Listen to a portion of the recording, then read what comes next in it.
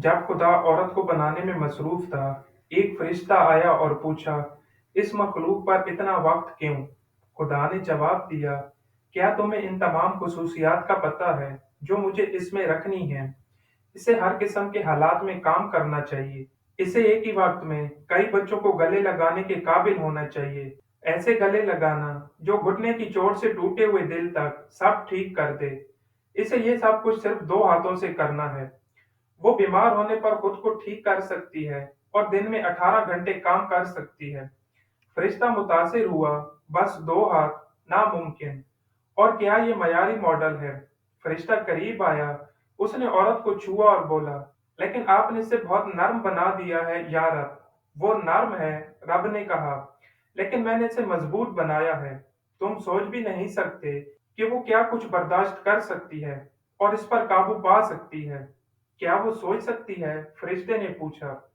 रब ने जवाब दिया, वो ना सिर्फ सोच सकती है, बल्कि वो अपनी राय भी रख सकती है। वो बातचीत भी कर सकती है। फरिश्ते ने औरत के गालों को छुआ और बोला, यार अब लगता है ये तकलीफ टपक रही है। आपने इस पर बहुत ज्यादा बोझ डाल दिया है। ये एक आंसू है। रब ने फरिश्ते की असलाह की। ये किस लिए? फरिश्ते ने पूछा। रब ने कहा, आंसू इसके गम, इसके शकूक, इसकी मोहब्बत, इसकी तन्हाई, इसकी तकलीफ और इसके फखर के अजहार का इसका तरीका है। इस बात ने फरिश्ते पर बहुत असर डाला। आप अजीम व बासलाहियत हैं। आपने कुछ सोचा। एक औरत वाकई शानदार है। रब ने कहा, वाकई वो है। इसके पास ताकत है जो आदमी को हैरान कर देती है। वो मुसीबत को संभाल सकती है और भारी बोझ उठा सकती है। वो खुशी, मोहब्बत और राय रखती है।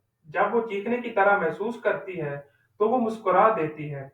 वो हंसते-हंसते रो देती है। वो रोते-रोते हंस पड़ती है।